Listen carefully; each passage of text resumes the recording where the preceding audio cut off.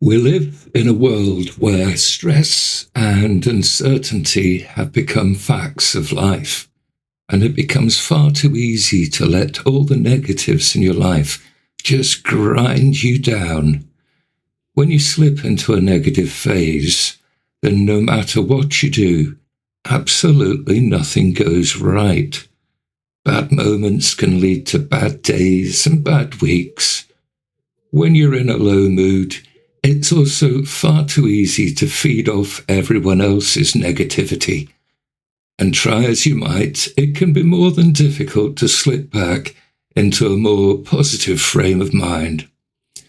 I remember one job that I had many years ago in recruitment in the city of Edinburgh. It was a glorious summer, fantastic blue skies, the sun beaming down. I could see the river, the Forth.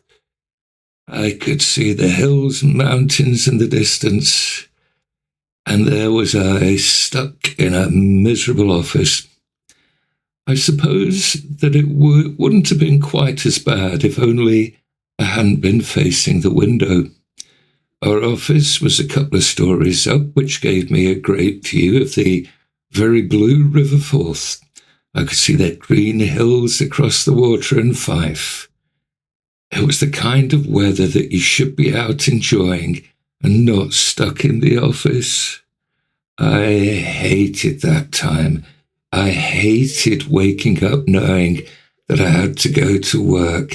I hated going to bed, knowing as I did that I would have to wake up with the prospect of going to work.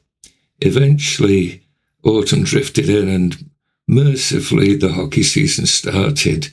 But for about 2 months, oh grief, I had a miserable time.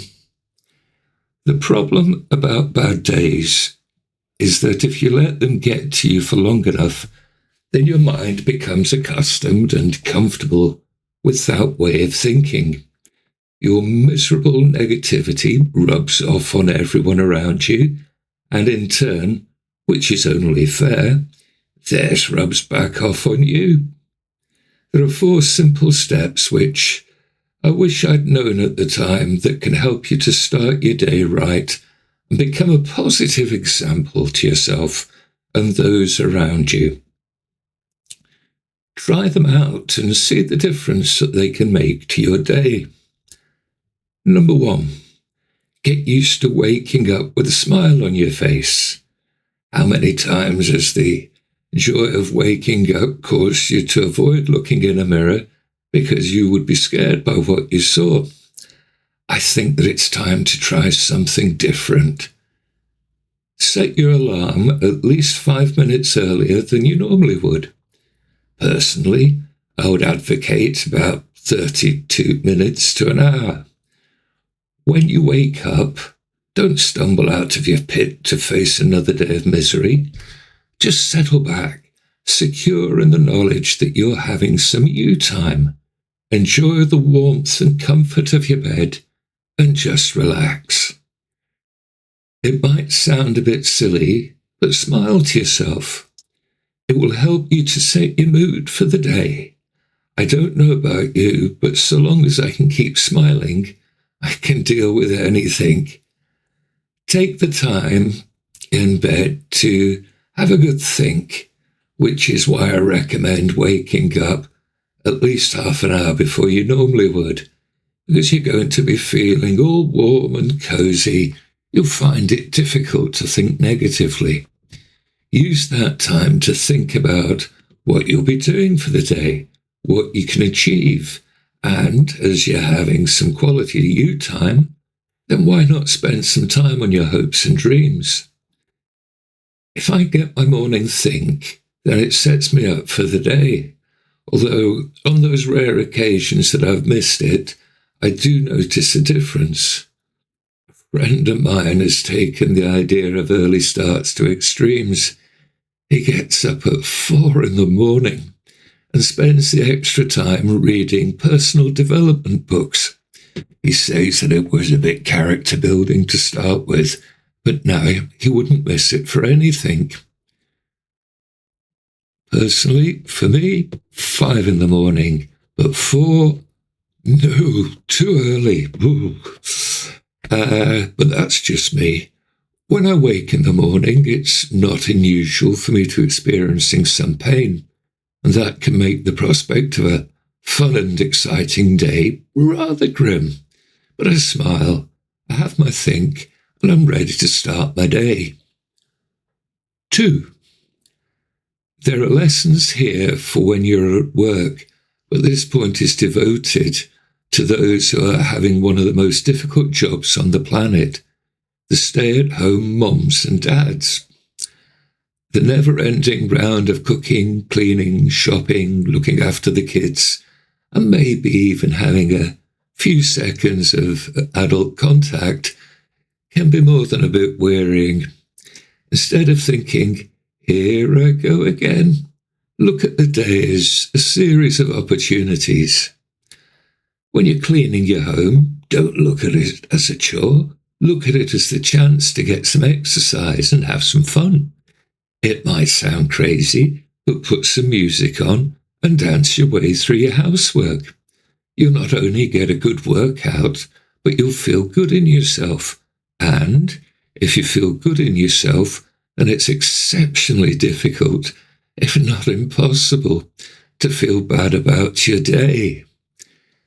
If you have children, then get them to help you prepare your meals. Doing so will give you some quality time with them. You will teach them a useful skill, and they will learn to take pride in achieving something. And best of all, you'll drag them away from the TV and the video games. And before I forget, don't forget to initiate them into that most important of mysteries, washing the dishes. When you're out doing your shopping, don't rush, relax and take your time. Don't forget to smile and be pleasant to the staff in the store. It makes them feel good, and in return, that makes you feel good. This can be a fun experience. Try talking with your children. Talk to them about their day. If they think that you're taking them seriously, then they'll have a lot more to share with you. Once you start doing this, then make sure that you do listen, because your body language will give you away if your mind starts to drift, and that's something your child is guaranteed to pick up on. 3. It can be all too easy to get angry with people and situations, and that can lead you to become anxious or upset. If you feel yourself start to lose control, then I want you to imagine that there is a bright red stop sign on the top of your head. Just take a moment to regain control of yourself. Take a deep breath and carry on with what you're doing. It will help you to stay a lot calmer, which will be to your benefit and the benefit of those that you're dealing with. I use a different kind of method, and it's one that takes some thought, because it's not always the easiest of ways to accept. The easiest way to not let yourself get bothered by how people and situations are affecting you is to not let it happen. Now, that's by no means a perfect description, but it works for me. If I encounter a situation where I could become stressed, angry, or agitated, I choose not to. I've been able to accept that there is no point in losing my cool with someone or a situation. For me, if there's no point in it, it brings me no benefit. It's only likely to exacerbate the situation, so why bother? See, it's not that bad after all, is it? 4. This sounds so simple, and it is, but it works, and that's to be pleasant to everyone that you meet. Although I do realise that in this day and age, being so could mark you out as a dangerous, free-thinking radical. Think about it. It costs nothing to smile, to say hello to the person that serves you when you get your coffee or lunch. By being pleasant and at one with the world, it's impossible to feel negative.